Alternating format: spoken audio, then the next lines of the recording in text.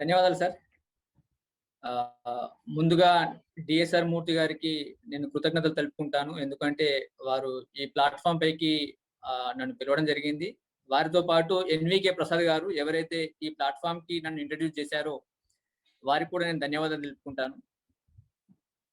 ఈరోజు ప్రధానమైనటువంటి అంశం కేంద్ర బడ్జెట్ విశ్లేషణ. కేంద్ర బడ్జెట్ అంటే కేంద్రం ఆర్థిక మంత్రి బడ్జెట్ ప్రెజెంట్ చేసి దాదాపు ఒక నెల రోజులు గడుస్తుంది. బహుశా మనందరం కూడా బడ్జెట్ ని క్షుణ్ణంగా పరిశీలించుంటాము, అధ్యయనం చేసి ఉంటాము. కాబట్టి నేను ఎక్కువగా మీకు కాంట్రిబ్యూట్ చేస్తాను అని చెప్పేసి అనుకోవట్లేదు. అయినప్పటికీ నా విధిలో భాగంగా ఏవైతే ముఖ్యమైనటువంటి అంశాలు ఉన్నాయో వాటిని మీ ముందుంచే ప్రయత్నం చేస్తాను. ఈ సంవత్సరం ప్రధానంగా బడ్జెట్ ప్రవేశపెట్టినటువంటి సందర్భం ఏదైతే ఉందో ప్రపంచంలో చాలా విపరీతమైనటువంటి పరిస్థితులు ఉన్నప్పుడు డిజిటల్ రూపంలో తొలిసారిగా అంటే భారతదేశం యొక్క హిస్టరీలోనే తొలిసారిగా డిజిటల్ రూపంలో బడ్జెట్ ప్రెజెంటేషన్ చేయడం జరిగింది. ప్రపంచం యొక్క ఆర్థిక వ్యవస్థను మనం గమనించినప్పుడు ఒక సంవత్సరం ముందు ఆర్థిక వ్యవస్థను కనుక మనం గమనించినట్లయితే సుమారు ప్రపంచం మొత్తం ఆర్థిక వ్యవస్థ మందగమనంలో వృద్ధి కొనసాగిస్తుంది. నెగటివ్ గ్రోత్ రేట్ తో నడుస్తున్నటువంటి టైంలో మూలిగే నక్క మీద కొబ్బరికాయ పడ్డట్లుగా కరోనా మనందరి మీద పడ్డది. సుమారు ఈ కరోనా కారణంగా 90% of the countries have collapsed their economic system. And more than 90% of the global supply chain has been disrupted. ఈ గ్లోబల్ సప్లై చైన్ డిస్రప్షన్ కారణంగా సుమారు 60 నుండి 70% ఆర్థిక వ్యవస్థ ఈ దేశంలో సుమారు కుంచుకుపోయింది లేదా ఆగిపోవడం జరిగింది. కాబట్టి ఇటువంటి పరిస్థితుల్లో దీన్ని రివైవ్ చేయడం కోసము, మళ్ళీ స్టిమ్యులేట్ చేయడం కోసము బడ్జెట్ కంటే ముందుగానే సుమారు ఒక 6 నెలల ముందుగానే 6-7 నెలల ముందుగానే ఒక స్టిమ్యులస్ ప్యాకేజ్ ని గౌరవనీయ ప్రధానమంత్రి గారు ప్రకటించడం జరిగింది. అది ఆత్మ నిర్భర భారత్ పేరుతోని ప్రకటించడం జరిగింది. అంటే ఈ సంవత్సరం యొక్క బడ్జెట్ మనం ప్రత్యేకంగా ఈ ఒక్క సంవత్సరం బడ్జెట్ అని చెప్పేసి అనుకోకుండా ఈ ఆత్మ నిర్భర భారత్ ప్యాకేజ్ ఏదైతే ఉందో దాని కొనసాగింపుగా ఈ బడ్జెట్ ను మనం పరిశీలించాల్సినటువంటి అవసరం ఉంది. ఎందుకంటే చాలా రకమైనటువంటి స్కీమ్స్, చాలా రకమైనటువంటి కేటాయింపులు ఆత్మ నిర్భర భారత్ లో భాగంగా కూడా కేటాయించడం జరిగింది. దాని కొనసాగింపుగా ఈ సంవత్సరం యొక్క బడ్జెట్ ని రూపకల్పన చేయడం జరిగింది. అయితే కొన్నిసార్లు షాక్స్ అనేటివి ఏ దేశం యొక్క ఆర్థిక వ్యవస్థకైనా అవసరం. ఎందుకు అంటే ఒక దేశం ఆర్థిక వ్యవస్థ మందగమనంలో ఉంది, ఎంప్లాయ్మెంట్ క్రియేట్ చేయలేని పరిస్థితుల్లో ఉంది, అగ్రిగేట్ డిమాండ్ చాలా తక్కువగా ఉంది. కాబట్టి ఇటువంటి టైంలో ఏం చేస్తారంటే రాజుల కాలంలో కూడా కన్స్ట్రక్షన్ వైపు అంటే టెంపుల్ కన్స్ట్రక్షన్ వైపు వెళ్ళినటువంటి సందర్భాలు మన యొక్క హిస్టరీలో గమనిస్తూ ఉంటాం. అంటే ఆర్థిక వ్యవస్థ అనుకున్నట్టుగా సజావుగా జరగట్లేదు అంటే ఒక పెద్ద ఎత్తున పెట్టుబడులు పెట్టేసి ఎంప్లాయ్మెంట్ జనరేట్ చేసేటువంటి వ్యవస్థ రాజుల కాలంలో కూడా కనబడ్డది. మనకు మందిరాల రూపంలో అటువంటి వ్యవస్థ మనకు నిర్మాణం అయింది, మన కళ్ళ ముందు కూడా ప్రత్యక్షంగా కనబడుతుంది. అయితే ఈ మందగమనంలో ప్రపంచం మొత్తంలో కూడా మందగమనంలో ఉన్నటువంటి ఆర్థిక వ్యవస్థను రివైవ్ చేయాల్సినటువంటి టైంలో ఇది ఆహ్వానించదగినటువంటి పరిణామం కానప్పటికీ కూడా కరోనా ఒక అవకాశాన్ని కల్పించింది ప్రపంచ దేశాలన్నిటికీ కూడా తమ తమ ఆర్థిక వ్యవస్థను రివైవ్ చేసుకోవడం కోసం. అందులో భాగంగానే భారతదేశం కూడా ఆత్మ నిర్భర భారత్ పేరుతోని ఈ దేశంలో ఉన్నటువంటి అన్ని సెక్టార్లను రివైవ్ చేయడం కోసం, అన్ని సెక్టార్లలో ఉన్నటువంటి టెక్నాలజీని, తర్వాత ఇన్ఫ్రాస్ట్రక్చర్ ని, R&D ఎక్స్పెండిచర్ ను ఎంకరేజ్ చేసే విధంగా, ఎంప్లాయ్మెంట్ క్రియేట్ చేసే విధంగా ఆత్మ నిర్భర భారత్ పేరుతోని ఈ దేశంలో ఒక స్టిమ్యులస్ ప్యాకేజ్ ఇవ్వడం జరిగింది. సుమారు అది 20 లక్షల కోట్ల రూపాయల విలువైనటువంటిది. అది జీడిపిలో సుమారు 10% అని పేర్కొనడం కూడా జరిగింది. అయితే ఎందుకు ఇన్ని సంవత్సరాల తర్వాత ఇటువంటి ప్యాకేజ్ వచ్చింది అనేది చాలా మంది అభిప్రాయం.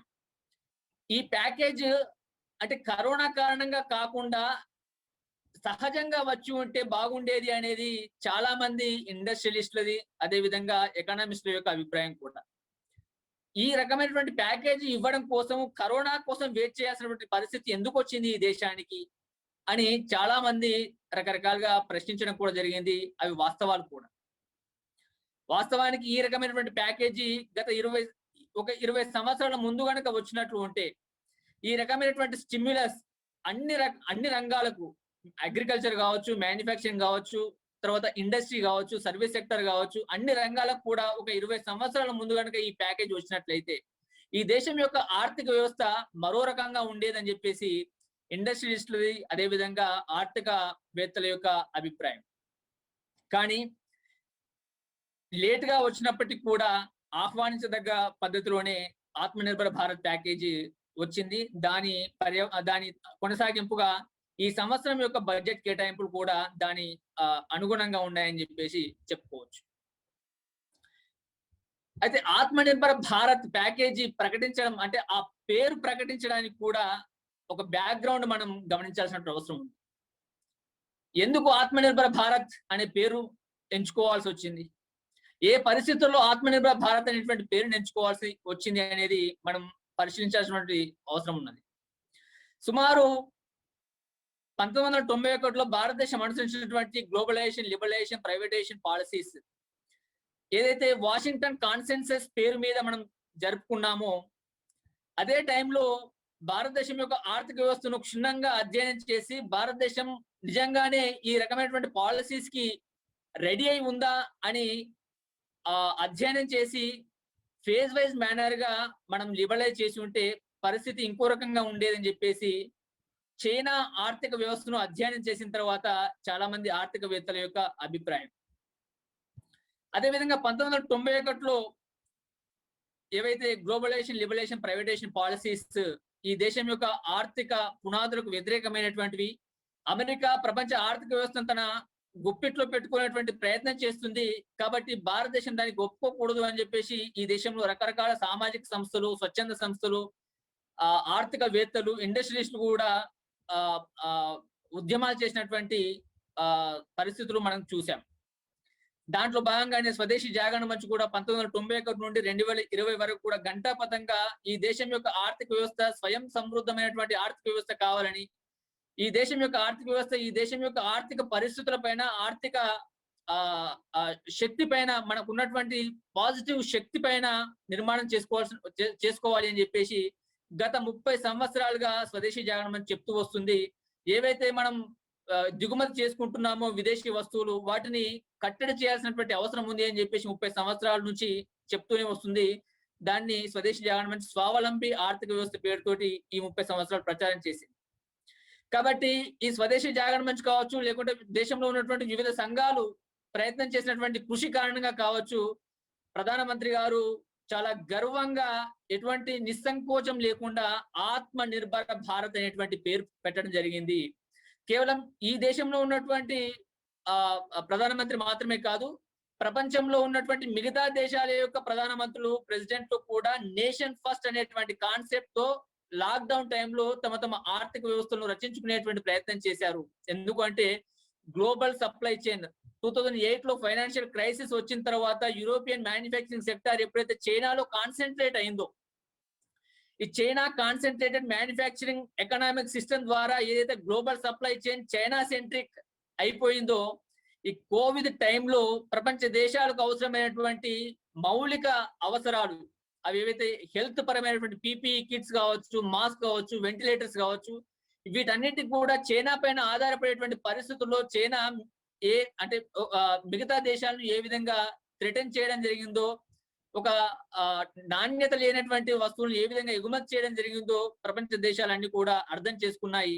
దాని ద్వారా free trade is not a fair trade అనేటువంటి కాన్సెప్ట్ లోకి వచ్చేసాయి. దాని ద్వారా బ్రెజిల్, జపాన్, మిగతా అన్ని దేశాలు కూడా నేషన్ ఫస్ట్ అనేటువంటి కాన్సెప్ట్ తో వాళ్ళ ఎకానమీస్ ని స్ట్రెంథన్ చేసుకునేటువంటి ప్రయత్నం చేశాయి. దాంట్లో భాగంగానే భారతదేశం కూడా మే 12, 2020 ఆత్మ నిర్భర్ భారత్ పేరుతోని ప్యాకేజ్ ఇవ్వడం జరిగింది. అమెరికా కూడా గ్లోబలైజేషన్ అంబాసిడర్ అయినటువంటి అమెరికా కూడా పేరుకు గ్లోబలైజేషన్ మంత్రాన్ని ఉల్లేఖించినప్పటికీ కూడా అమెరికా యొక్క యాక్ట్స్ 1933 నుండి కూడా 2016 వరకు ట్రంప్ వరకు కూడా మనం గమనించినట్లయితే అమెరికన్ ఇండస్ట్రియల్ పాలసీస్ అన్ని కూడా మనం గమనించినట్లయితే బి అమెరికన్ బై అమెరికన్ అనేటువంటి పద్ధతితోనే అమెరికా తన యొక్క ప్రొడక్ట్స్ ని స్ట్రెంగ్తెన్ చేస్తూ తన యొక్క ప్రొడక్ట్స్ ని ఎక్స్పోర్ట్ చేసేటువంటి పద్ధతిలో తన యొక్క డొమెస్టిక్ మార్కెట్ ని స్ట్రెంగ్తెన్ చేసేటువంటి పద్ధతిలో ప్రపంచ మార్కెట్ ని ఎక్స్పోర్ట్ చేసేటువంటి పద్ధతితోనే అమెరికా తన యొక్క ఆర్థిక ప్రణాళికలను రచించడం జరిగింది. అందుకే 1933 నుండి 1933 నుంచి 2016 ట్రంప్ వచ్చేంత వరకు వారి యొక్క ప్రధానమైనటువంటి slogan be American buy American. Obama వచ్చిన తర్వాత మేక్ అమెరికా గ్రేట్ అగైన్ అనేటువంటి కాన్సెప్ట్ తోని బి అమెరికన్ బై అమెరికన్ అనేటువంటి పద్ధతిలోనే ఒబామా కూడా కంటిన్యూ చేశాడు.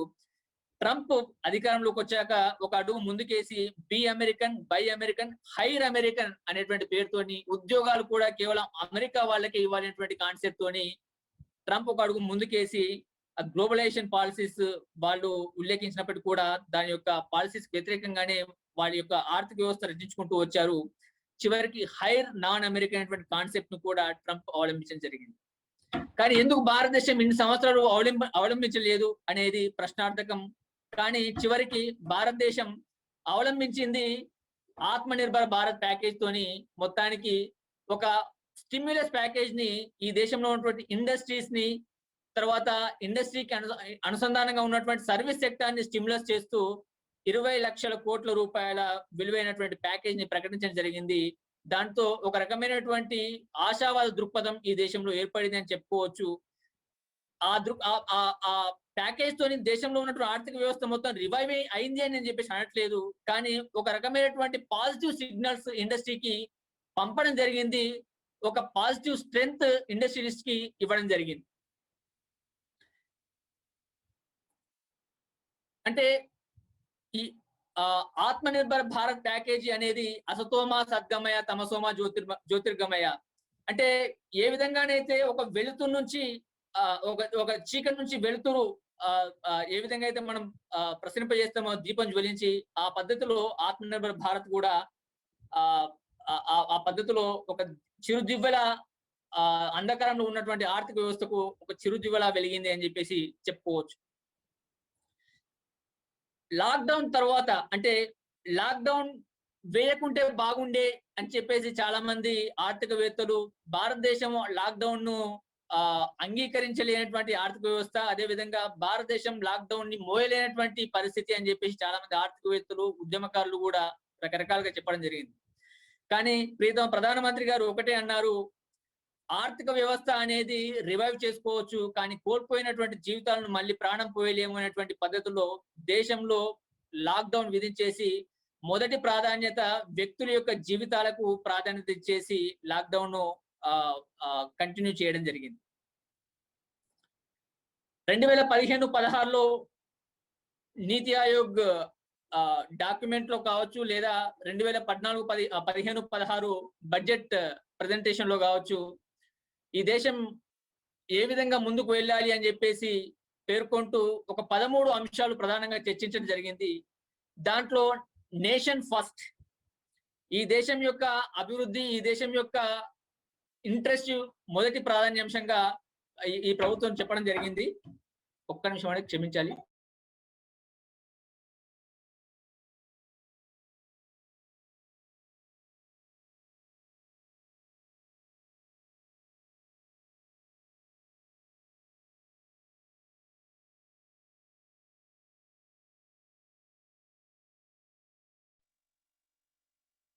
అదే విధంగా డబ్లింగ్ ఫార్మర్స్ ఇన్కమ్, రైతుల యొక్క ఆదాయము వాళ్ళు ఎంత కష్టించి పనిచేసినప్పటికీ కూడా వాళ్ళ యొక్క ఆదాయం పెరగడం లేదు కాబట్టి వాళ్ళ యొక్క ఆదాయం పెరగాల్సినటువంటి అవసరం ఉంది అనేటువంటి కాన్సెప్ట్ తోని డబ్లింగ్ ద ఫార్మర్స్ ఇన్కమ్ అని చెప్పేసి కొత్త ఆలోచనను ప్రజల ముందు ఉంచడం జరిగింది.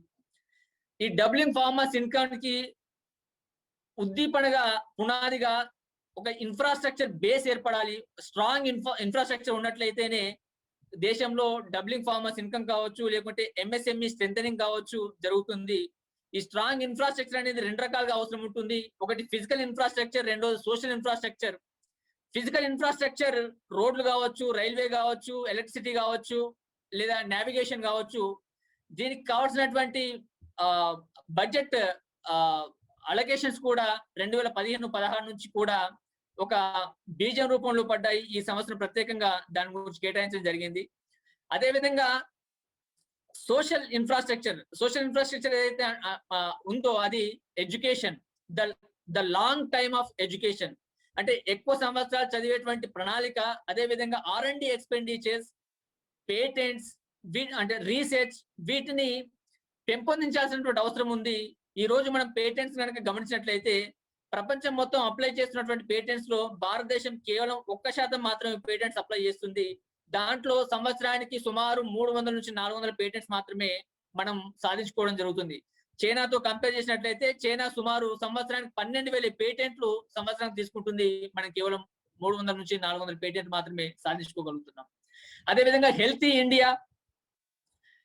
ఇండియా కాన్సెప్ట్ లో భాగంగా 2015-16 నుంచి కూడా జనధన్ నుంచి జన్ సురక్ష వరకు, అంటే ఫైనాన్షియల్ ఇంక్లూజన్ కాన్సెప్ట్ ఉన్నప్పటికీ కూడా దేశంలో ప్రజలందరూ కూడా బ్యాంక్ అకౌంట్స్ లేనటువంటి టైంలో, అంటే less than 40% of the people were having bank accounts before 2014.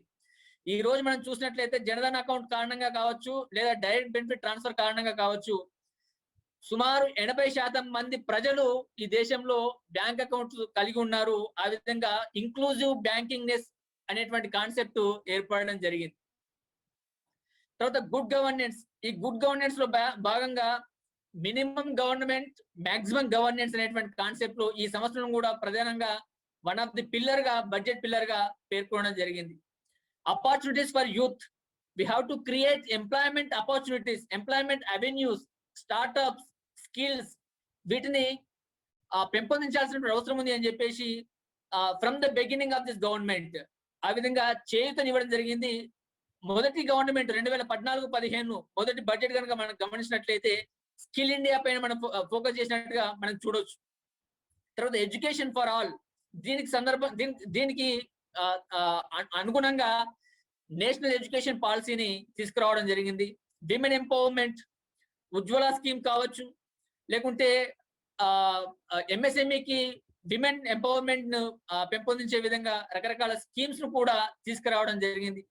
Inclusive development, SC/STs component కింద డెవలప్మెంట్ కావచ్చు, అగ్రికల్చర్ కావచ్చు, మైగ్రెంట్ వర్కర్స్ కావచ్చు, దీనిని ఏ విధంగా మనం ఆర్థిక వ్యవస్థలో భాగస్వామ్యం చేస్తాము, వారి భాగస్వామ్యం ద్వారా ఆర్థిక వ్యవస్థను స్ట్రెంథెన్ చేస్తాము అనేటువంటి కాన్సెప్ట్ తో since the beginning of this government ఈ రకమైనటువంటి ఒక ప్రణాళికతోని ముందుకెళ్తుంది.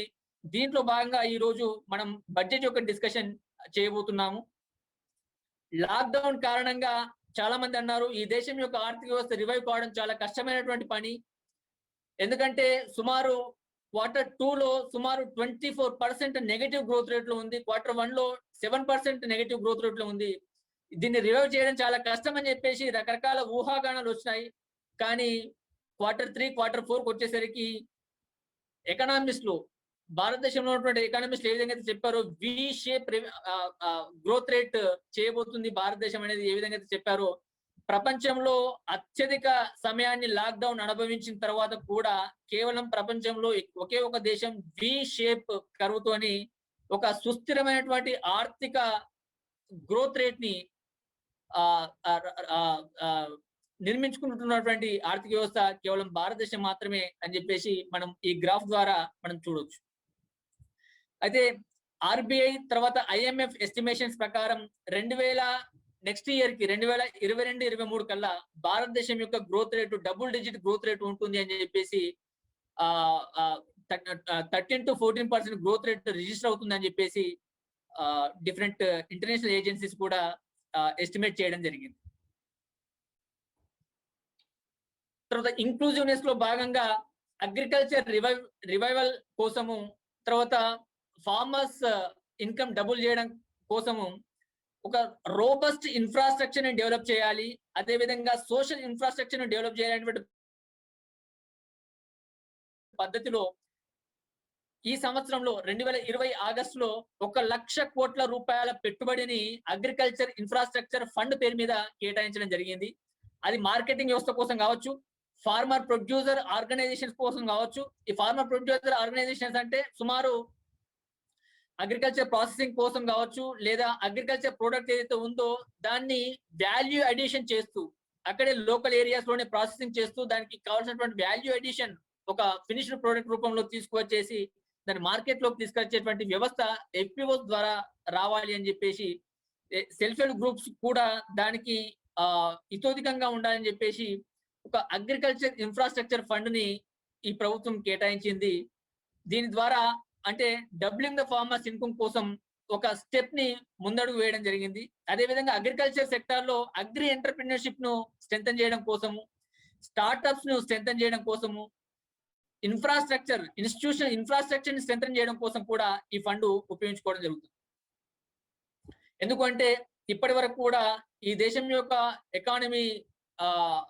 ఎకానమీలో అగ్రికల్చర్ నుంచి వస్తున్నటువంటి కాంట్రిబ్యూషన్ జస్ట్ 17 to 18%. దీన్ని స్ట్రెంథన్ చేయాల్సినటువంటి అవసరం ఉంది.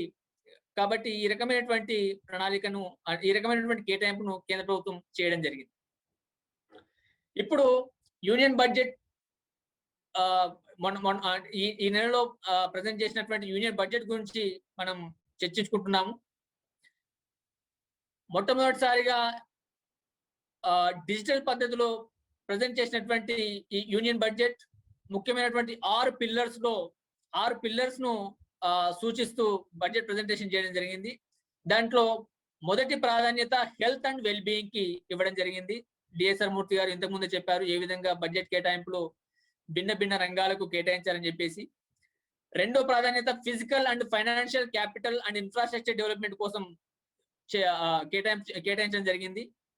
Inclusive development for aspirational India, తర్వాత reinvigorating human capital, innovation and R&D, minimum government and maximum governance. ఇంతకుముందు ఏవైతే 13 పాయింట్స్ మనం ఆత్మనిర్భర భారత్ కాన్సెప్ట్ తో ఏ విధంగా అయితే గవర్నమెంట్ బిగినింగ్ నుంచి ఏ విధంగా వచ్చిందో దానికి అనుగుణంగా ఈ 6 పిల్లర్స్ ని ఆర్థిక మంత్రి నిర్మలా సీతారామన్ గారు ప్రజెంట్ చేయడం జరిగింది. అంటే మొదటి pillar health and well being మనం గమనించినట్లయితే గత ప్రభుత్వాల కేటాయింపును పరిశీలించినట్లయితే లాస్ట్ ఇయర్ కు ఈ సంవత్సరంకు జరిగినటువంటి కేటాయింపులు మనం కంపేర్ చేసినట్లయితే సుమారు 137% హైక్ తోటి 2,23,000 కోట్ల రూపాయలని హెల్త్ సెక్టర్ కి కేటాయించడం జరిగింది. అది కరోనా దృష్టిలో ఉంచుకొని కావచ్చు, ఏదైనా కావచ్చు, కానీ ఈ రకమైనటువంటి కేటాయింపులు అనేటువంటిది ఆహ్వానించదగ్గ పరిణామం. ఇప్పటి వరకు 2014 వరకు ఈ హెల్త్ సెక్టార్ లో భారతదేశం యొక్క బడ్జెట్ కేటాయింపులు కేవలం 1.2% ఆఫ్ ది జీడిపి ఉండేది. ఈ సంవత్సరం సుమారు 2% ఆఫ్ జీడిపికి ఈ హెల్త్ కేటాయింపులు కేటాయించడం జరిగింది. అది చాలా ఆహ్వానించదగ్గ పరిణామం. ఇది కేవలం క్యూరేటివ్ పర్పసే కాకుండా ఇన్స్టిట్యూషనల్ బిల్డింగ్స్ కోసం కూడా, అంటే ప్రైమరీ, సెకండరీ, టెర్షియరీ హాస్పిటల్స్ కోసం కూడా దీన్ని ఉపయోగించడం జరుగుతుంది. కోవిడ్ వ్యాక్సిన్ కోసం 35,000 కోట్ల రూపాయలను ఈ ప్రభుత్వం కేటాయించింది. సుమారు ప్రపంచం అంతా కూడా ఎదురు చూస్తుంది భారతదేశం యొక్క వ్యాక్సిన్ కోసము. అదేవిధంగా భారతదేశము ఇప్పటికే చాలా దేశాలకు ఎగుమతి చేసింది. బ్రెజిల్ ప్రైమ్ మినిస్టర్ ఆల్రెడీ భారతదేశం ఇదే మా దేశానికి సంజీవని ఆరోగ్య సంజీవని పంపించింది అని చెప్పేసి హనుమంతుడి చిత్రాన్ని సూచిస్తూ పోస్ట్ చేయడం కూడా జరిగింది. అదేవిధంగా ఈ సంవత్సరం ప్రత్యేకంగా ఈ బడ్జెట్ కేటాయింపులో ఆత్మనిర్భర స్వాస్థ్ భారత్ యోజన, దీనికోసం ఇది ప్రత్యేకంగా ఈ సంవత్సరం తీసుకొచ్చినటువంటి ఒక స్కీమ్ ఇది.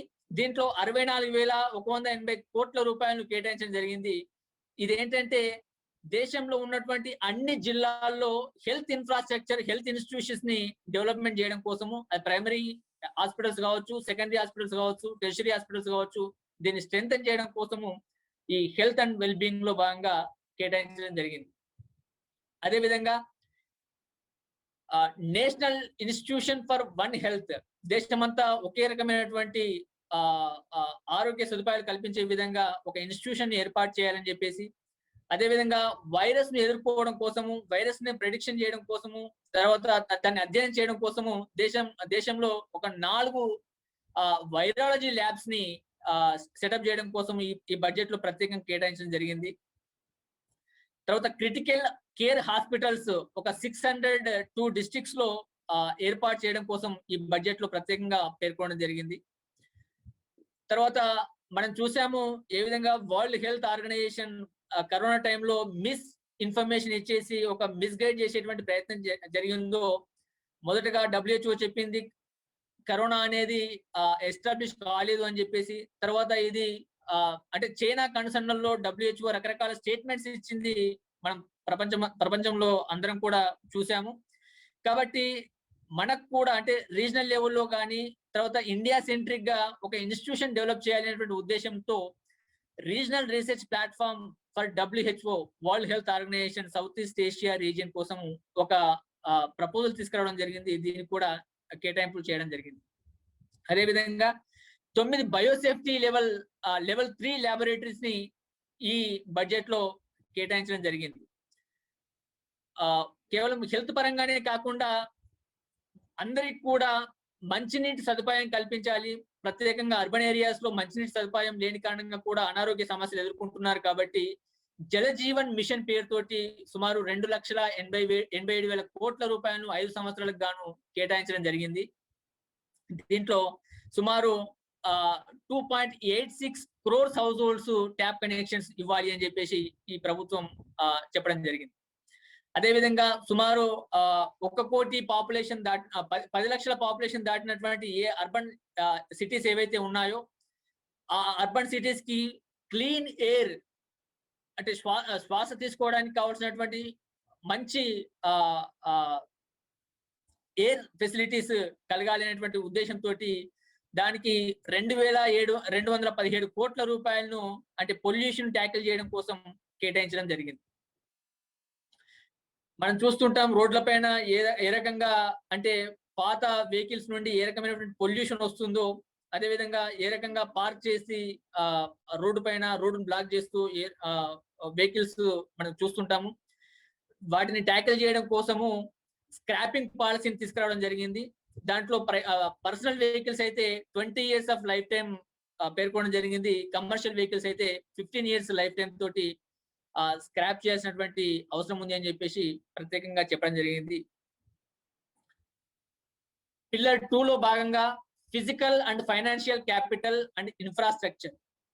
హెల్త్ తర్వాత అత్యధిక కేటాయింపులు జరిగినటువంటి రెండో పిల్లర్ ఫిజికల్ ఇన్ఫ్రాస్ట్రక్చర్. దీంట్లో క్యాపిటల్ ఎక్స్పెండిచర్ ని సుమారు 34% ని ఇంక్రీజ్ చేయడం జరిగింది. ఇది చాలా ఆహ్వానించదగ్గ పరిణామం. ఎందుకంటే ఎప్పుడైతే క్యాపిటల్ ఎక్స్పెండిచర్ ఇన్ఫ్రాస్ట్రక్చర్ లో పెరుగుతుందో ఆటోమేటిక్ గా ఫిజికల్ ఇన్ఫ్రాస్ట్రక్చర్ పెరిగిపోతుంది, ఇన్స్టిట్యూషనల్ బిల్డప్స్ కూడా పెరిగిపోతాయి. దీనికి అనుగుణంగా production linked incentive scheme MSMEs కావచ్చు లేదా లార్జ్ ఇండస్ట్రీస్ కావచ్చు, వాటికి కావాల్సినటువంటి స్కీమ్స్ ఇన్సెంటివ్స్ ఇవ్వడం కోసము ఇన్ఫ్రాస్ట్రక్చర్ డెవలప్మెంట్ కోసము సుమారు 2 లక్షల కోట్ల రూపాయలను కేటాయించడం జరిగింది. ఈ 2 లక్షల కోట్ల రూపాయలు ఏ ఇండస్ట్రీస్ కి ఇవ్వడం జరిగింది అంటే కేంద్ర ప్రభుత్వం బడ్జెట్ లో సుమారు 13 రంగాలను పేర్కొనడం జరిగింది. దాంట్లో ముఖ్యమైనటువంటి రంగాలను మీ ముందు ఉంచుతున్నాను. ఇది ఎకనామిక్ సర్వేలో భాగంగా సూచించడం జరిగింది. ఇక్కడ 1,45,980 కోట్లు ఎకనామిక్ సర్వేలో సూచించారు. కానీ దీన్ని రివైజ్ చేస్తూ సుమారు 1.97 lakh crores ని production incentive production linked incentives ని ఎంకరేజ్ చేస్తూ ఇవ్వడం జరిగింది. దీంట్లో ప్రధానమైనటువంటి industries advance cell chemistry battery. మనము ట్రాన్స్పోర్టేషన్ రంగంలో నెక్స్ట్ 10 years 2030 నుంచి మన ట్రాన్స్పోర్టేషన్ ఇప్పుడున్నటువంటి ట్రెడిషనల్ ట్రాన్స్పోర్టేషన్ అంతా కూడా మారిపోబోతుంది. ఏదైతే డీజిల్ పెట్రోల్ ద్వారా నడుస్తున్నటువంటి వెహికల్స్ ఏవైతే ఉన్నాయో వాటిని పూర్తిగా రీవ్యాంప్ చేస్తూ ఎలక్ట్రిసిటీ వైపు అదే విధంగా హైడ్రోజన్ బేస్డ్ వెహికల్స్ వైపు కన్వర్ట్ చేయబోతున్నారు. దానికి అనుగుణంగా అంటే ఇప్పుడున్నటువంటి పరిస్థితుల్లో electricity vehicles hydrogen based vehicles అన్ని కూడా ఇంపోర్ట్ చేసుకోవాల్సినటువంటి పరిస్థితి రాకూడదు. అంటే స్ట్రాంగ్ బేస్ ఇప్పుడే ఏర్పడాలి అనేటువంటి పద్ధతిలో ఒక బ్యాటరీ సెల్స్ ను స్ట్రెంథెన్ చేయడం కోసము, అదేవిధంగా ఎలక్ట్రానిక్ అండ్ టెక్నాలజీ ప్రొడక్ట్స్ ని స్ట్రెంథెన్ చేయడం కోసము, ఆటోమొబైల్స్, ఆటో కాంపోనెంట్స్ ని స్ట్రెంథెన్ చేయడం కోసము దాన్ని ఉద్దేశించి ఇప్పుడే ఈ బడ్జెట్ లో ప్రత్యేకంగా పేర్కొనడం జరిగింది. అదేవిధంగా ఫార్మాస్యూటికల్ డ్రగ్స్, ఈ దేశం ఫార్మసీలో ప్రధానమైనటువంటి ఎక్స్పోర్టింగ్ కంట్రీ అయినప్పటికీ కూడా మనం రా మెటీరియల్ ఏపీఎస్ ఏవైతే అంటామో, ఈ ఏపీఎస్ 90% యాక్టివ్ ఫార్మాస్యూటికల్ ఇంగ్రీడియంట్స్, ఈ 90% of the active pharmaceutical ingredients మనం చైనా నుంచి ఇంపోర్ట్ చేసుకుంటున్నాం. 1991 బిఫోర్ సుమారు 70% of the APIs we use to produce. కానీ గ్లోబలైజేషన్ పాలసీస్ కారణంగా we lost API system and we started importing from China. So దీన్ని మళ్ళీ strengthen చేయడం కోసము ఫార్మాస్యూటికల్ డ్రగ్స్ ని ఆత్మనిర్భర్ భారత్ లో భాగంగా మనకు మనం స్ట్రెంథెన్ చేయడం కోసం దీని ప్రొడక్షన్ లింక్డ్ ఇన్సెంటివ్స్ లో భాగంగా ప్రత్యేకమైనటువంటి కేటాయింపులు ఫార్మాస్యూటికల్స్ కూడా కేటాయించడం జరిగింది. అదేవిధంగా టెలికామ్, టెక్స్టైల్ ప్రొడక్ట్స్, ఈ దేశంలో అత్యధిక ఎంప్లాయ్మెంట్ కల్పించేటువంటి రంగం అగ్రికల్చర్ తర్వాత ఏదైనా ఉంది అంటే అది టెక్స్టైల్ రంగము. టెక్స్టైల్ లో ప్రధానంగా హ్యాండ్లూమ్ రంగము.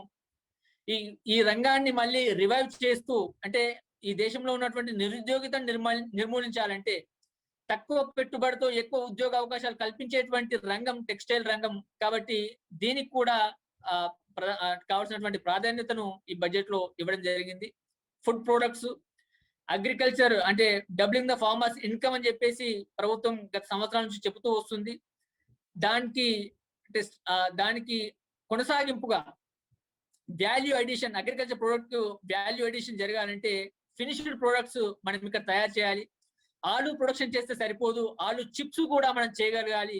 ఆలు చిప్స్ చేయడానికి ఎఫ్పిఓస్ ను కూడా గత 2 years 2 సంవత్సరాల క్రితం బడ్జెట్ లో ప్రెజెంటేషన్ ఎఫ్పిఓస్ ని ఓపెన్ చేయడం జరిగింది బడ్జెట్ ద్వారా. దానికి కూడా కేటాయింపులు చేయడం జరిగింది. తర్వాత సోలార్ పివి మాడ్యూల్స్, ఈ రోజు సోలార్ ని అంటే సోలార్ ప్యానెల్స్ సుమారు 90% సోలార్ ప్యానెల్స్ మనం చైనా నుంచి దిగుమతి చేసుకుంటున్నాం. ఈ సంవత్సరం బడ్జెట్ లో సోలార్ ప్యానెల్స్ ను దిగుమతి చేసుకోకుండా ఉండడం కోసము సోలార్ ప్యానెల్స్ పైన కస్టమ్స్ డ్యూటీ కూడా పెంచడం జరిగింది. అదే విధంగా సోలార్ ప్యానెల్స్ ని ఈ దేశంలోనే అంటే కావాల్సినటువంటి ప్రొడక్షన్, ఎక్స్పోర్ట్ కూడా చేసే విధంగా సోలార్ ప్యానెల్స్ కోసము, సోలార్ టెక్నాలజీ కోసం కూడా ప్రత్యేకంగా ఎంఫసైజ్ చేస్తూ ఈ బడ్జెట్ లో పేర్కొనడం జరిగింది. ఇది పిఎల్ఐకి సంబంధించి ఈ 1.97 lakh crores ఏ విధంగా ఇన్వెస్ట్ చేస్తారు, ఏ రంగాలకు ఇన్వెస్ట్ చేస్తారు అనేటువంటిది మనం చూసాము. ప్రధానంగా పిఎల్ఐ అనేది ఆత్మనిర్భర్ భారత్ లో భాగంగా సుమారు ఈ రోజు ప్రపంచంలో 8,000 రకాల ప్రొడక్ట్స్ తయారవుతున్నాయి. దాంట్లో భారతదేశం ఒక 7,000 టైప్స్ ఆఫ్ ప్రొడక్ట్స్ భారతదేశం ఉత్పత్తి చేస్తుంది. దీంట్లో భారతదేశం సుమారు 216 కంట్రీస్ కి ఎక్స్పోర్ట్ చేస్తుంది. తర్వాత 207 కంట్రీస్ నుంచి ఇంపోర్ట్ చేసుకుంటుంది. అయితే ట్రేడ్ బ్యాలెన్స్ కనుక మనం గమనించినట్లయితే మనది నెగటివ్ ట్రేడ్ బ్యాలెన్స్ ఉంది, ట్రేడ్ డెఫిసిట్ లో ఉంది. ఈ ట్రేడ్ డెఫిసిట్ ఏ దేశాల నుంచి ఉంది అని కనుక మనం గమనించినట్లయితే మెజారిటీ షేర్ ట్రేడ్ డెఫిసిట్ మనం చైనా నుంచి ఉన్నాము. సుమారు 42-43% ట్రేడ్ డెఫిసిట్ కేవలం ఒక చైనా నుంచే మనం కలిగి ఉన్నాము. అదే విధంగా ఒక 13% ట్రేడ్ డెఫిసిట్ కువైట్ నుంచి, అది డ్యూ టు క్రూడ్ ఆయిల్ కారణంగా కావచ్చు. మిగతా ట్రేడ్ డెఫిసిట్ పెద్ద పెద్ద దేశాల నుంచి కూడా తక్కువ పర్సెంట్ లో ఉన్నాం. అంటే ఇక్కడ ఏం తెలుస్తుందంటే మన ట్రేడ్ కంప్లీట్ గా చైనా కాన్సన్ట్రేటెడ్ అయిపోయింది. ఇది ఫేర్ ట్రేడ్ కాదు అనేటువంటి పద్ధతి ప్రపంచం కూడా గమనించింది. ఎందుకంటే అన్ని దేశాలు కూడా చైనా సెంట్రిక్ ట్రేడ్ డెఫిసిట్ ని కలిగి ఉన్నాయి. ఇది ఎంతవరకు కూడా ఆశాజనకమైనటువంటి పరిస్థితి కాదు. కాబట్టి అన్ని దేశాలు కూడా self sufficiency in its own manufacturing తీసుకురావాలని రకరకాల స్కీమ్స్ తోటి వెళ్తున్నాయి. దాంట్లో మనం కూడా ప్రొడక్షన్ లింక్డ్ ఇన్సెంటివ్ స్కీమ్స్ ని మనం తీసుకురావడం జరిగింది. అది ఎందుకు అంటే మ్యానుఫ్యాక్చరింగ్ కంపెనీస్ ని స్ట్రెంథెన్ చేస్తూ కటింగ్ ఎడ్జ్ టెక్నాలజీని డెవలప్ చేసే విధంగా మన యొక్క మ్యానుఫ్యాక్చరింగ్ సెక్టార్ ఉండాలి. అదేవిధంగా స్కేలప్ కూడా పెరగాలి. తర్వాత job opportunities to the youth increase కావాలి అనేటువంటి పద్ధతిలో ఈ ప్రొడక్షన్ లింక్డ్ ఇన్సెంటివ్ స్కీమ్స్ ని తీసుకురావడం జరిగింది. టెక్స్టైల్స్ కూడా ప్రత్యేకంగా పేర్కొనడం జరిగింది. ఈ సంవత్సరం బడ్జెట్ లో ఒక 7 టెక్స్టైల్ పార్క్స్ ని ఏర్పాటు చేస్తామని చెప్పేసి పేర్కొన్నారు. తర్వాత ఇన్ఫ్రాస్ట్రక్చర్ పైప్ లైన్ ప్రాజెక్ట్స్ ఏవైతే ఉన్నాయో వీటిని ఫినిష్ చేయడం కోసం సుమారు 7,400 ప్రాజెక్ట్స్ ఫినిష్ చేయడం కోసం బడ్జెట్ లో కేటాయింపులు జరిగాయి. ఇప్పటికే ఒక 130 ప్రాజెక్ట్స్ ఫినిష్ అయ్యాయి. అయితే ఏం చాలా పెద్ద మొత్తంలో ఉంది. 7,400 ప్రాజెక్ట్స్ ఫినిష్ చేయాలి. 2014 కు ముందు పర్ డే రోడ్ కన్స్ట్రక్షన్ అనేది లెస్ దాన్ 12 కిలోమీటర్స్ ఉండేది. అది లాస్ట్ ఇయర్ కి 28 కిలోమీటర్స్ కి 2019 కి 30 కిలోమీటర్స్ పెరిగింది. అంటే రోబస్ట్ ఇంక్రీజ్ జరిగింది అనమాట. అంటే 2015 నుంచి కనుక మనం గమనించినట్లయితే అత్యధికమైనటువంటి పెట్టుబడి బడ్జెట్ అలొకేషన్స్ ఇన్ఫ్రాస్ట్రక్చర్ రంగానికి ఇస్తూ పర్ డే రోడ్ కన్స్ట్రక్షన్ అనేది సుమారు 30 కిలోమీటర్లు పర్ డే చేసే విధంగా ఈ దేశం ఆర్థిక వ్యవస్థను అంటే రోడ్ కన్స్ట్రక్షన్ ద్వారా మాత్రమే ఈ దేశంలో value addition economic value addition జరుగుతుంది. ఇది సుమారు ఈ దేశంలో ప్రస్తుతానికి 69% వాల్యూ ఎడిషన్ రోడ్స్ ద్వారా జరుగుతుంది. మిగతాది ఒక 31% అది నావిగేషన్ ద్వారా కావచ్చు, పోర్ట్స్ ద్వారా కావచ్చు, లేదంటే ఎయిర్పోర్ట్స్ ద్వారా కావచ్చు ఏ రకంగా జరుగుతుంది. అంటే రోడ్స్ ప్రధానమైనటువంటి పాత్ర పోషిస్తున్నాయి. దాన్ని ఇంకా స్ట్రెంథెన్ చేయాల్సినటువంటి అవసరం ఉంది. కాబట్టి ఈ సంవత్సరం ఇచ్చినటువంటి బడ్జెట్ కేటాయింపులో కూడా ఇన్ఫ్రాస్ట్రక్చర్ రంగానికి అత్యధిక ప్రాధాన్యత ఇచ్చారు. హెల్త్ తర్వాత ఇన్ఫ్రాస్ట్రక్చర్ రంగానికి ప్రాధాన్యత ఇచ్చారు. అదేవిధంగా డెవలప్మెంట్ ఫైనాన్షియల్ ఇన్స్టిట్యూషన్స్ ఒక సుమారు 20,000 కోట్ల రూపాయలతోని డెవలప్మెంట్ ఫైనాన్షియల్ ఇన్స్టిట్యూషన్స్ ను సెటప్ చేశారు. ఎందుకంటే ఇన్ఫ్రాస్ట్రక్చర్ ప్రాజెక్ట్స్ ని ఫండింగ్ చేయడం కోసం, ఇన్ఫ్రాస్ట్రక్చర్ ప్రాజెక్ట్స్ కోసం ఇప్పటివరకు ఫండింగ్ చేయడానికి ప్రత్యేకంగా వేరే ఇన్స్టిట్యూషన్ అంటూ ఏం లేకుండే ఈసారి డెవలప్మెంట్ ఫైనాన్షియల్ ఇన్స్టిట్యూషన్స్ ని ప్రత్యేకంగా తీసుకురావడం జరిగింది. అదేవిధంగా ఈ సంవత్సరం కేటాయించినటువంటి ఇన్ఫ్రాస్ట్రక్చర్ కు కేటాయించినటువంటి బడ్జెట్ లో క్యాపిటల్ బడ్జెట్ ఒక 34% ఇంక్రీజ్ అయినట్టుగా మనం ముందే చెప్పుకున్నాము. అదేవిధంగా ఈ road corridors, national highway corridors ను కూడా స్ట్రెంథెన్ చేయాల్సినటువంటి అవసరం ఉంది అనేటువంటి పేరుతోటి ప్రత్యేకంగా ఈ సంవత్సరం కూడా 11,000 కిలోమీటర్స్ నేషనల్ హైవే కారిడార్స్ ను కంప్లీట్ చేయడానికి మే 22 కల్లా మార్చ్ 22 కల్లా కంప్లీట్ చేయాలని చెప్పేసి ఈ ప్రభుత్వం బడ్జెట్ కేటాయించడం జరిగింది. తర్వాత 5.35 lakh crores భారత్మాల పరియోజన ప్రాజెక్ట్ 13,000 కిలోమీటర్ల లెంత్ రోడ్స్ ఏవైతే ఉన్నాయో దీన్ని ఫినిష్ చేయడం కోసము సుమారు 5.35 lakh crores ని కేటాయించడం జరిగింది. తర్వాత రైల్వే క్యాపిటల్ ఎక్స్పెండిచర్ ను కూడా పెంచడం జరిగింది. 1,10,000 కోట్ల రూపాయలను రైల్వేస్ కి కేటాయించడం జరిగింది. తర్వాత 100% ఎలక్ట్రిఫికేషన్ కోసం కూడా ఫండ్స్ ని కేటాయించడం జరిగింది. తర్వాత నేషనల్ హైడ్రోజన్ ఎనర్జీ మిషన్ మనం అంటే ఒక 10 years తర్వాత ఈ రోడ్ ట్రాన్స్పోర్టేషన్ ఏదైతే ఉందో అది ఈ ట్రెడిషనల్ ఫ్యూయల్స్ ద్వారా కాకుండా ఎలక్ట్రిక్ వెహికల్స్ అదేవిధంగా హైడ్రోజన్ బేస్డ్ వెహికల్స్ ని కన్వర్ట్ చేయడం కోసం గాను ఈ సంవత్సరం ప్రత్యేకంగా బడ్జెట్ ను కూడా కేటాయించడం జరిగింది. దానికి నేషనల్ హైడ్రోజన్ ఎనర్జీ మిషన్ 2021-22 పేరుతోని కేటాయింపు కూడా చేయడం జరిగింది. తర్వాత ఉజ్వల స్కీమ్ 1 కోటి మందికి బెనిఫిట్ అయ్యే విధంగా ఉజ్వల స్కీమ్ ని కూడా స్ట్రెంథెన్ చేస్తూ కేటాయింపులు చేశారు.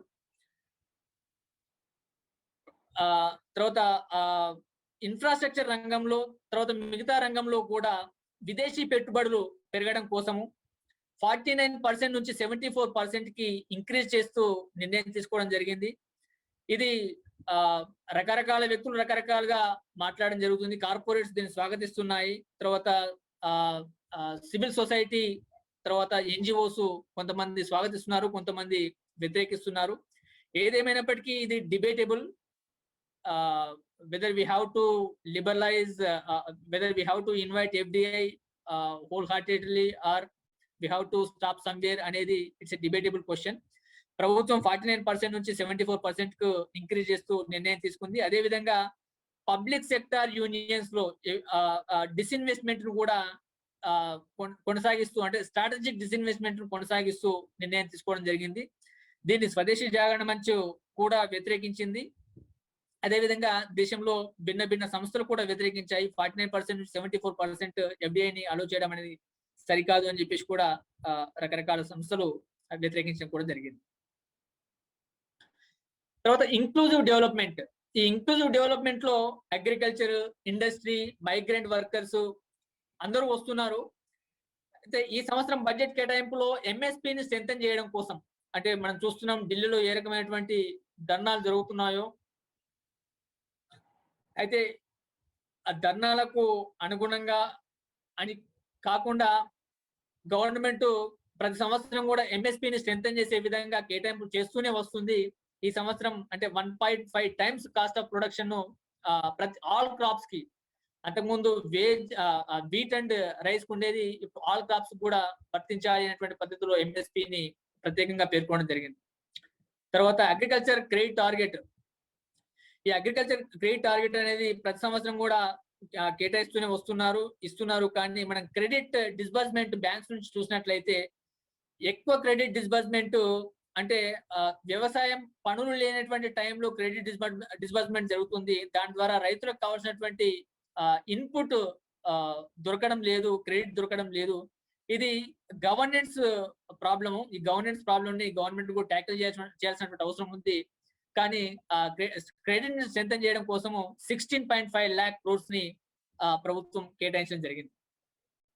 అదేవిధంగా రూరల్ ఇన్ఫ్రాస్ట్రక్చర్ డెవలప్మెంట్ ఫండ్, అంటే రూరల్ ఏరియా కంప్లీట్ గా అగ్రికల్చర్ సెంట్రిక్ ఏరియా. ఈ అగ్రికల్చర్ సెంట్రిక్ ఏరియా డెవలప్ కావాలంటే రూరల్ ఇన్ఫ్రాస్ట్రక్చర్ ని డెవలప్ చేయాల్సిన అవసరం ఉంది. రోడ్స్ కావచ్చు, ఎలక్ట్రిసిటీ కావచ్చు, ఎయిర్వేస్, మొబైల్ నెట్వర్కింగ్ కావచ్చు, వీటిని స్ట్రెంథెన్ చేయాల్సిన అవసరం ఉంది. దీన్ని స్ట్రెంథెన్ చేయడం కోసం గత బడ్జెట్ లో 30,000 కోట్లు కేటాయించింది. అయితే ఈ సంవత్సరం 40,000 కోట్ల రూపాయలని ఈ ప్రాజెక్ట్ కోసం కేటాయించడం జరిగింది. తర్వాత ఇరిగేషన్ స్కేర్సిటీ ఈ దేశంలో మన కళ్ళ ముందు ఉన్నటువంటిదే. కాబట్టి మైక్రో ఇరిగేషన్ డెవలప్ చేయడం కోసము మైక్రో ఇరిగేషన్ ఫండ్ ని కేటాయించడం జరిగింది. 10,000 కోట్ల రూపాయలతోని మైక్రో ఇరిగేషన్ ఫండ్ ని కూడా కేటాయించడం జరిగింది. Operation Green scheme. ఈ Operation Green scheme tomato, onion, potato ఈ 3 క్రాప్స్ లో ఉండేది ఇంతకు ముందు. అంటే tomato based, onion based, potato based products ఏవైతే ఉన్నాయో వాటిని ప్రాసెసింగ్ చేసి వాల్యూ ఎడిషన్ చేసినట్లయితే రైతులకు సరైనటువంటి ఆదాయం వస్తుంది అనేటువంటి కాన్సెప్ట్ తో గత బడ్జెట్ లో పేర్కొనడం జరిగింది. అయితే ఈ సంవత్సరం ఆపరేషన్ గ్రీన్ స్కీమ్ ని 22 ప్రొడక్ట్స్ కి దాన్ని పెంచడం జరిగింది. దీని ద్వారా అంటే రైతులు పండిస్తున్నటువంటి పంటలు ఏవైతే ఉన్నాయో వాటికి కావాల్సినటువంటి వాల్యూ అడిషన్ చేయడం కోసం ఎఫ్పిఓస్ ని కూడా ఎఫ్పిఓస్ కావాల్సినటువంటి పని కూడా దీని ద్వారా కల్పించడం జరిగింది. తర్వాత ఏపీఎంసి ఇన్ఫ్రాస్ట్రక్చర్ డెవలప్మెంట్ కోసం కూడా అగ్రికల్చర్ ఇన్ఫ్రాస్ట్రక్చర్ ఫండ్స్ ని ఏపీఎంసి కూడా కేటాయించడం జరిగింది. లాక్డౌన్ లో మనం చూసాం మైగ్రెంట్ వర్కర్స్ ఏ విధంగా సఫర్ అయ్యారో. అంటే ప్రభుత్వం కొన్ని కేటాయించినప్పటికీ కూడా కొన్నిసార్లు అందాయి, కొన్నిసార్లు అందలేదు. కానీ సివిల్ సొసైటీ దేశం మొత్తం కూడా మైగ్రెంట్ వర్కర్స్ ని ఆదుకునేటువంటి ప్రయత్నం చేసింది. తమ వంతు సహాయంగా ఈ దేశ ప్రజలందరూ కూడా ముందుకు వచ్చేసి మైగ్రెంట్ వర్కర్స్ ని ఆదుకున్నారు. కొంతమంది రేషన్ ఇచ్చారు, కొంతమంది డబ్బులు ఇచ్చారు, కొంతమంది ట్రాన్స్పోర్టేషన్ ఫెసిలిటీ కల్పించారు, కొంతమంది వైద్య సదుపాయాలు కల్పించారు. ఈ రకంగా దేశమంతా కూడా ముందు నిలబడి మైగ్రెంట్ వర్కర్స్ ని ఆదుకోవడం చూసాము. దీని కొనసాగింపుగా ప్రభుత్వం కూడా 1 నేషన్ 1 రేషన్ కార్డ్ పేరుతోటి దేశంలో కార్మికుడు ఎక్కడ ఉన్నా కానీ తన రేషన్ కార్డు తోటి దేశంలో ఏ రేషన్ షాప్ నుంచి అయినా రేషన్ సదుపాయం కల్పించే విధంగా 1 నేషన్ 1 రేషన్ కార్డ్ ఫెసిలిటీని లాక్డౌన్ లోనే తీసుకురావడం జరిగింది, ఆత్మనిర్భర్ భారత్ ప్యాకేజ్ లో భాగంగా. అయితే ఈ సంవత్సరం బడ్జెట్ లో కూడా ప్రత్యేకంగా పేర్కొనడం జరిగింది. అదేవిధంగా మైగ్రెంట్స్ ఇష్యూస్ చాలా చోట్ల ఎంప్లాయ్మెంట్ అవకాశాలు ఉంటాయి కానీ చాలా మందికి తెలియదు. చాలా మంది వర్కర్స్ అన్ఎంప్లాయ్గా ఉంటారు కొన్ని చోట్లలో, కానీ ఎంప్లాయ్మెంట్ అవకాశాలు ఎక్కడెక్కడ ఉన్నాయో వాళ్ళకి తెలియని కారణంగా వాళ్ళ యొక్క అవకాశాలు కోల్పోతున్నారు. అది ఇన్ఫర్మేషన్ సదుపాయం అందరికీ కల్పించే విధంగా portal to collect information, workers ఎవరైతే ఉన్నారో వాళ్ళందరికీ కూడా ఇన్ఫర్మేషన్ అందుబాటులో ఉండాలని చెప్పేసి ఒక వెబ్ పోర్టల్ ని కూడా ఈ బడ్జెట్ లో పేర్కొనడం జరిగింది. తర్వాత stand up India scheme SC STs కి విమెన్స్ కి కల్పించే విధంగా ఒక 15,000 కోట్ల రూపాయలని అలొకేట్ చేయడం జరిగింది. ఇంక్లూజివ్ గ్రోత్ లో భాగంగా మనం ఈ కేటాయింపులు జరిగాయి. తర్వాత 4th పిల్లర్ హ్యూమన్ క్యాపిటల్. మనం ముందే అనుకున్నాము, రోబస్ట్ ఇన్ఫ్రాస్ట్రక్చర్ లేకుంటే ఏ దేశం యొక్క ఆర్థిక వ్యవస్థ కూడా ముందుకు వెళ్ళలేదు అని చెప్పేసి. ఇప్పటి వరకు ఫిజికల్ ఇన్ఫ్రాస్ట్రక్చర్ గురించి మాట్లాడుకున్నాము, రోడ్స్, రైల్వేస్. ఇప్పుడు హ్యూమన్ క్యాపిటల్ గురించి, సోషల్ క్యాపిటల్ గురించి, సోషల్ ఇన్ఫ్రాస్ట్రక్చర్ గురించి. ఈ సోషల్ ఇన్ఫ్రాస్ట్రక్చర్ డెవలప్ చేయడం కోసము, స్ట్రెంథెన్ చేయడం కోసము నేషనల్ ఎడ్యుకేషన్ పాలసీ 2020ని ప్రభుత్వం తీసుకురావడం జరిగింది. ఈ సంవత్సరం నుంచి, అంటే ఈ నెక్స్ట్ అకాడమిక్ ఇయర్ నుంచి దీన్ని ఇంప్లిమెంట్ చేయబోతున్నారు. ఒక 15,000 స్కూళ్లలో ఇమీడియట్ గా నేషనల్ ఎడ్యుకేషన్ పాలసీని, నేషనల్ ఎడ్యుకేషన్ పాలసీ కాంపోనెంట్స్ ని ఇంప్లిమెంట్ చేయడం కోసం ఈ బడ్జెట్ లో ప్రస్తావన వచ్చింది. అదేవిధంగా ఒక 100 సైనిక్ స్కూల్స్ ని ఏర్పాటు చేయడం కోసం కూడా బడ్జెట్ లో ప్రస్తావన తీసుకురావడం జరిగింది. తర్వాత HECI, higher education commission of India, it is an umbrella organisation like UGC. దీన్ని ఏర్పాటు చేయడానికి బడ్జెట్ లో ప్రత్యేక ప్రస్తావన తీసుకొచ్చారు. ఇది 4 రకాల అడ్మినిస్ట్రేషన్ యాక్టివిటీస్ ఏవైతే ఉన్నాయో, స్టాండర్డ్ సెట్టింగ్ కోసము, అక్రెడిటేషన్ కోసము, రెగ్యులేషన్ కోసము, అదేవిధంగా ఫండింగ్ కోసము ఈ హెకి అనేది ఒక అంబ్రెల్లా ఆర్గనైజేషన్ గా పనిచేస్తుంది అని చెప్పేసి ఈ బడ్జెట్ లో పేర్కొనడం జరిగింది. అదేవిధంగా లేహ్ లో ఒక సెంట్రల్ యూనివర్సిటీని కూడా కేటాయించారు. తర్వాత 750 ఏకలవ్య మోడల్ రెసిడెన్షియల్ స్కూల్స్ ని ట్రైబల్ ఏరియాస్ కోసము, అంటే ట్రైబల్ ఏరియాలో ఉన్నటువంటి స్టూడెంట్స్ కి ఎడ్యుకేషన్ కల్పించే విధంగా 750 ఏకలవ్య మోడల్ రెసిడెన్షియల్ స్కూల్స్ ని ఏర్పాటు చేయడం జరిగింది. తర్వాత పోస్ట్ మెట్రిక్ స్కాలర్షిప్ ని స్ట్రెంథెన్ చేయడం కోసం కూడా ఈ బడ్జెట్ లో కేటాయించడం జరిగింది. చాలా వరకు మన యూత్, ఇంజనీరింగ్ గ్రాడ్యుయేట్స్ కావచ్చు, ఎంబీఏ గ్రాడ్యుయేట్స్ కావచ్చు, స్కిల్ ప్రొఫెషనల్ కోర్స్ చేసినటువంటి గ్రాడ్యుయేట్స్ కావచ్చు, అప్రెంటిస్షిప్ లేని కారణంగా, అప్రెంటిస్షిప్ స్కిల్స్ సదుపాయాలు లేని కారణంగా వాళ్ళు మళ్ళీ కోచింగ్ల కోసం టైం స్పెండ్ చేయాల్సి వస్తుంది. చాలా సంవత్సరాలు కోల్పోవాల్సి వస్తుంది. ఈ సంవత్సరం యొక్క బడ్జెట్ లో అప్రెంటిస్షిప్ యాక్ట్ ని కూడా తీసుకురావడం జరిగింది. దీనికి సుమారు ఒక 3,000 కోట్ల రూపాయలను కేటాయించడం జరిగింది నేషనల్ అప్రెంటిస్షిప్ ట్రైనింగ్ స్కీమ్ కింద.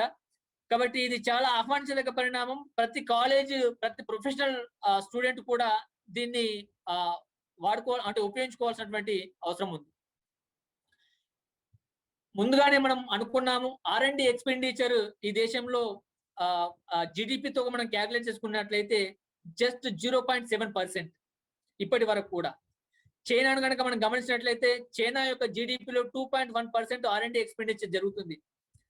చైనాలో ప్రధానంగా గవర్నమెంట్, ప్రైవేట్ బోత్ ఫీల్డ్స్ లో R&D ఎక్స్పెండిచర్ జరుగుతుంది. కానీ ఈ దేశంలో కేవలం ప్రభుత్వం మాత్రమే R&D పైన ఎక్స్పెండిచర్ చేస్తుంది. ప్రైవేట్ కంపెనీస్ స్పెండ్ చేయని కారణంగా R&D ఎక్స్పెండిచర్ తక్కువగా ఉంది. దీన్ని పెంచాల్సినటువంటి అవసరమైన పద్ధతిలో నేషనల్ రీసెర్చ్ ఫౌండేషన్ ని, ఒక 50,000 కోట్ల రూపాయలతో నేషనల్ రీసెర్చ్ ఫౌండేషన్ ని ఏర్పాటు చేస్తున్నట్టుగా బడ్జెట్ లో ప్రస్తావించారు. అంటే అన్ని రకాల రీసెర్చ్ ప్రాజెక్ట్స్ ఒక అంబ్రెల్లా ఆర్గనైజేషన్ లాగా NRF ని క్రియేట్ చేస్తున్నారు. దీనికి 50,000 కోట్ల రూపాయలు కేటాయిస్తున్నారు. అన్ని రకాల రీసెర్చ్, R&D ఎక్స్పెండిచర్ కూడా దీంట్లో మనకు కనబడుతుంది. అదేవిధంగా డిజిటల్ మోడ్ పేమెంట్స్ ని, అంటే డిమానిటైజేషన్ వచ్చినప్పుడు ఈ దేశంలో డిజిటల్ బ్యాంకింగ్ ను వాడుతున్నది కేవలం జస్ట్ 4% ఉండేది. అది ఇప్పుడు మోర్ దెన్ 40% కి పెరిగిపోయింది. దీన్ని ఇంకా స్ట్రెంథెన్ చేయడం కోసము 1,500 crores ని డిజిటల్ పేమెంట్ కావచ్చు, డిజిటల్ బ్యాంకింగ్ కావచ్చు, డిజిటల్ ట్రాన్సాక్షన్స్ కావచ్చు, దీన్ని స్ట్రెంథెన్ చేయడం కోసం 1,500 కోట్ల రూపాయలను కేటాయించడం జరిగింది. తర్వాత ఇప్పుడు అంటే హైయర్ ఎడ్యుకేషన్ అనేది ఇంగ్లీష్ సెంట్రిక్ గా ఉండిపోయింది. ఈ ఇంగ్లీష్ సెంట్రిక్ హైయర్ ఎడ్యుకేషన్ కారణంగా చాలా మంది అంటే విద్యావంతులు ఉన్నప్పటికీ, వివేకవంతులు ఉన్నప్పటికీ ఇంగ్లీష్ రాని కారణంగా ఈ నాలెడ్జ్ ఏదైతే ఉందో, ఇంగ్లీష్ బుక్స్ లో ఉన్నటువంటి నాలెడ్జ్ ఏదైతే ఉందో దాన్ని ట్రాన్స్ఫార్మ్ చేయలేకపోయాము. ఇప్పుడు ఈ లాంగ్వేజ్, అంటే ఇంగ్లీష్ నుంచి డిఫరెంట్ లాంగ్వేజ్ కు, అదే విధంగా డిఫరెంట్ లాంగ్వేజ్ లో ఉన్నటువంటి నాలెడ్జ్ అయితే ఉందో అది కూడా ఇంగ్లీష్ లోకి వచ్చే విధంగా నేషనల్ లాంగ్వేజ్ ట్రాన్స్లేషన్ మిషన్ ను ఏర్పాటు చేస్తూ ఈ ట్రాన్స్లేషన్ యాక్టివిటీస్ ని పెంచడం కోసం ఈ బడ్జెట్ లో ప్రత్యేకంగా తీసుకురావడం జరిగింది. ఆల్ ఇండియన్ లాంగ్వేజెస్ లో ట్రాన్స్లేషన్ యాక్టివిటీ జరగాలి, ఆల్ బుక్స్ ట్రాన్స్లేషన్ జరగాలి. అదేవిధంగా గవర్నమెంట్ యాక్ట్స్, గవర్నమెంట్ ఇన్ఫర్మేషన్ అనేది అన్ని భాషల్లో ఇన్ఫర్మేషన్ అందాలి అని చెప్పేసి ప్రత్యేకంగా పేర్కొనడం జరిగింది. అదేవిధంగా ఈ 4,000 కోట్ల రూపాయలని డీప్ ఓషియన్ మిషన్ సర్వే అంటే బయోడైవర్సిటీ, ఓషియన్ బయోడైవర్సిటీని స్ట్రెంథెన్ చేయడం కోసము, అదేవిధంగా ఈ నావిగేషనల్ కనెక్టివిటీ, నావిగేషనల్ రూట్స్ ని కూడా స్ట్రెంథెన్ చేయడం కోసం, రెగ్యులర్ ట్రాన్స్పోర్టేషన్ కోసం కూడా స్ట్రెంథెన్ చేయడం కోసము చేయాలి. అంటే అక్కడ ఉన్నటువంటి బయోడైవర్సిటీని కూడా మనం తెలుసుకోవాల్సినటువంటి అవసరం ఉంది. తదనుగుణంగా మనం నావిగేషనల్ రూట్ ని, తర్వాత సీ లింక్డ్ ట్రాన్స్పోర్టేషన్ ని కూడా మనం స్ట్రెంథెన్ చేసుకోవచ్చు. దానికోసం 4,000 కోట్ల రూపాయలను డీప్ సీ బయోడైవర్సిటీని ఎక్స్ప్లోర్ చేయడం కోసం కేటాయించడం జరిగింది. తర్వాత pillar 6 minimum government maximum governance. ఈ మినిమం గవర్నమెంట్ మాక్సిమం గవర్నెన్స్ లో భాగంగా ఇది 2021 సంవత్సరం. ప్రతి 10 సంవత్సరాలకు మనం సెన్సెస్ తీసుకొస్తాము, డెమోగ్రఫిక్ సెన్సెస్. లాస్ట్ టైం 2001 లో డెమోగ్రఫిక్ సెన్సెస్ వచ్చింది. ఈ సంవత్సరం డెమోగ్రఫిక్ సెన్సెస్ అంటే తక్కువ ఖర్చుతో అంటే ఎక్కువ ప్రతిఫలం వచ్చే విధంగా డిజిటల్ సెన్సెస్ అంటే మొట్టమొదటిసారిగా ఈ దేశంలో డిజిటల్ సెన్సెస్ ను తీసుకురావడం కోసం 3,768 కోట్ల రూపాయలను కేటాయించడం జరిగింది. ఎప్పుడైతే డిజిటల్ సెన్సెస్ వస్తుందో డేటా ఆటోమేటిక్ గా అందుబాటులో ఉంటుంది. విత్ ఇన్ 1 year 2 years లో డేటా మన ముందు ఉంటుంది. ఇన్ని సంవత్సరాలు డెమోగ్రఫిక్ డేటా 10 సంవత్సరాలు గడిచే కొద్ది కానీ మన పూర్తి డేటా మన కళ్ళ ముందుండేది కాదు. కానీ దానికి భిన్నంగా ఈ సంవత్సరం డిజిటల్ సెన్సెస్ ను తీసుకురావడం తోటి నాకు తెలిసి ఒక సంవత్సరం లోపలనే పూర్తి డేటా, పూర్తి ఇన్ఫర్మేషన్ అందరి పాలసీ మేకర్స్ కి, రీసెర్చర్స్ కి అందుబాటులో ఉంటుంది అని చెప్పేసి 3,768 కోట్ల రూపాయలను కేటాయించడం జరిగింది. తర్వాత సోలార్ మ్యానుఫ్యాక్చరింగ్ ని స్ట్రెంథెన్ చేయడం కోసము, ఈ దేశంలో సోలార్ ఎనర్జీని స్ట్రెంథెన్ చేయడం కోసము, సోలార్ పైన అంటే మనం 90% సోలార్ ప్లేట్స్ మనం చైనా నుంచి ఇంపోర్ట్ చేసుకుంటున్నాము. దాన్ని కర్టైల్ చేయడం కోసము కస్టమ్ డ్యూటీని కూడా పెంచడం జరిగింది. 5% నుంచి 20% కస్టమ్ డ్యూటీ పెంచడం జరిగింది. అదేవిధంగా సోలార్ లాటెన్స్ ఏవైతే డ్యూటీ వాటిపైన డ్యూటీ ఉందో దాన్ని 5% నుంచి 15% ని పెంచడం జరిగింది. దాని ద్వారా ఈ డొమెస్టిక్ అంటే ఈ దేశంలో తయారవుతున్నటువంటి సోలార్ ఎక్విప్మెంట్స్ ఏవైతే ఉన్నాయో దాన్ని స్ట్రెంథెన్ చేయడం కోసము ఈ రకంగా ఆత్మనిర్భర్ భారత్ ఏదైతే ప్రభుత్వం చెప్తుందో దానికి అనుగుణంగా ఈ కేటాయింపులు జరగడం జరిగింది. తర్వాత ఇప్పటి వరకు కొన్ని ప్రొడక్ట్స్, హ్యాండ్లూమ్ ప్రొడక్ట్స్ కావచ్చు, హ్యాండీక్రాఫ్ట్ ప్రొడక్ట్స్ కావచ్చు, డ్యూటీ ఫ్రీ ఐటమ్స్ గా పేర్కొనబడింది. అవి అంటే చైనా నుంచి కావచ్చు, బంగ్లాదేశ్ నుంచి కావచ్చు, డిఫరెంట్ కంట్రీస్ నుంచి కావచ్చు. ఎవరైనా వస్తుంటే డ్యూటీ ఎగ్జెంప్షన్ కింద తీసుకోవచ్చు వాళ్ళు. అయితే ఈసారి దాన్ని ఎగ్జెంప్ట్ చేస్తూ ఈ రకమైనటువంటి అంటే ఈ దేశంలో ఎంప్లాయ్మెంట్ క్రియేట్ చేసేటువంటి ప్రొడక్ట్స్ ఏవైతే ఉన్నాయో, హ్యాండ్లూమ్ కావచ్చు, హ్యాండీక్రాఫ్ట్స్ కావచ్చు, ఈ డ్యూటీ ఫ్రీ ఐటమ్స్ నుండి ఎగ్జెంప్ట్ చేయడం జరిగింది. అదేవిధంగా లెదర్ ప్రొడక్ట్స్ కూడా ఏవైతే డ్యూటీ ఫ్రీ ఎగ్జెంప్షన్ ఉండేనో వాటిని కూడా ఎగ్జెంప్ట్ చేయడం జరిగింది. తర్వాత సిల్క్, ఈ హ్యాండ్లూమ్ సంబంధించి, పవర్లూమ్ సంబంధించి ఈ సిల్క్ యాన్స్ యాన్ డిపోస్ మనకు మహారాష్ట్రలో, గుజరాత్ లో, అదేవిధంగా బెంగళూరులో ఉన్నాయి. కానీ దురదృష్టవశాత్తు మనం ఈ యాన్ ను ఎక్కువ కూడా చైనా నుంచి ఇంపోర్ట్ చేసుకుంటున్నాము. దీన్ని కర్టైల్ చేయడం కోసము, అదేవిధంగా ఈ దేశంలో ఉన్నటువంటి యాన్ డిపోట్స్ ని, యాన్ మ్యానుఫ్యాక్చరింగ్ ఇండస్ట్రీస్ ని స్ట్రెంథెన్ చేయడం కోసము కస్టమ్ డ్యూటీని ఇంక్రీజ్ చేయడం జరిగింది. 10% నుంచి 15% కి ఇంక్రీజ్ చేయడం జరిగింది. దీని ద్వారా అంటే యాన్ ఇంపోర్ట్ ఏదైతుందో దాన్ని తగ్గించేటువంటి ప్రయత్నం ప్రభుత్వం చేయడం జరుగుతుంది. Lockdown Atmanirbhar Bharat package lockdown May 12th రోజు ఏదైతే ప్రకటించాడో దాని కొనసాగింపుగా 1-2 నెలల తర్వాత ప్రధానమంత్రి గరీబ్ కళ్యాణ్ యోజన కూడా బీహార్ లో ప్రైమ్ మినిస్టర్ నరేంద్ర మోడీ గారు ప్రకటించడం జరిగింది. ఈ సంవత్సరం యొక్క బడ్జెట్ లో కూడా దీని ప్రస్తావన సుమారు 2.76 lakh crores ని ఈ బడ్జెట్ లో ప్రధానంగా పేర్కొనడం జరిగింది. ఈ రకంగా ఈ 6 పిల్లర్స్ ఏవైతే ఉన్నాయో ఈ ఆత్మనిర్భర్ భారత్ ప్యాకేజ్ కి అనుగుణంగా ఈ దేశంలో ఉన్నటువంటి infrastructure, manufacturing sector, service sector ని స్ట్రెంథెన్ చేసే విధంగా బడ్జెట్ కేటాయింపులు జరిగాయి.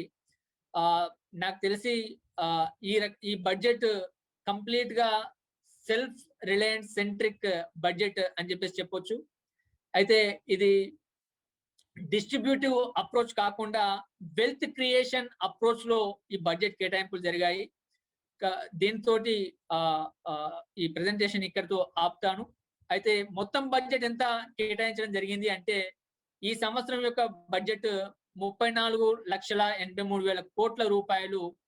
దీంట్లో అంటే మేజర్ షేర్స్, రిసీట్స్, ఎక్స్పెండిచర్ కనుక మనం గమనించినట్లయితే మేజర్ ఎక్స్పెండిచరు మనం తీసుకున్నటువంటి బారోయింగ్స్ పైన ఒక 33%, అదేవిధంగా ఇంట్రెస్ట్ పైన ఒక 20%. ఈ అప్పులకే మనకు అంటే మెజారిటీ షేర్ పోతుంది. మిగతా ఒక 45% మాత్రమే ఈ ప్రొడక్టివ్ వైపు వస్తుంది. దీన్ని తగ్గించుకోవాల్సినటువంటి అవసరం ఉంది. అయితే ఈ కరోనా లాక్డౌన్ కారణంగా కావచ్చు, లేకుంటే ఈ ప్రస్తుతమైనటువంటి పరిస్థితుల కారణంగా కావచ్చు, ఈ ఫిస్కల్ డెఫిసిట్ ని కూడా మనం పెంచుకోవడం జరిగింది. అనివార్య పరిస్థితుల్లో సుమారు అది మోర్ దెన్ 9% వెళ్ళింది. ఈ ఫిస్కల్ డెఫిసిట్ పెరిగినప్పుడు ఆటోమేటిక్ గా అంటే ఆల్ ద ఎకనామిక్ లైఫ్ కూడా ఎఫెక్ట్ అయ్యేటువంటి పరిస్థితి ఉంది. దాన్ని తగ్గించాల్సినటువంటి అవసరం ఉంది. అయితే దానికి గవర్నమెంట్ కూడా టార్గెట్ ఇవ్వడం జరిగింది. 2025 కల్లా దీన్ని <4% కి తగ్గిస్తామని చెప్పేసి హామీ ఇవ్వడం కూడా జరిగింది. ఇది క్లుప్తంగా ఈ యొక్క బడ్జెట్ అనాలిసిస్. మీరు ఏమైనా ప్రశ్నలు కానీ, లేకుంటే మీ యొక్క అనుభవాలు కానీ, మీ యొక్క విశ్లేషణ కానీ ఉంచితే కూడా నాకు కూడా అంటే it's a learning process for me also. నేను కొన్ని సెక్టార్స్ ని మిస్ అయి ఉంటాను, ఎందుకంటే చాలా ఎక్కువ పాయింట్స్ ఉన్నటువంటి బడ్జెట్ కాబట్టి అంటే తక్కువ టైంలో ఏ విధంగా ప్రజెంట్ చేయగలుగుతామనే పద్ధతిలో నేను కొన్ని పాయింట్స్ మీ ముందు ఉంచే ప్రయత్నం చేశాను. మీ అందరికి కూడా ధన్యవాదాలు.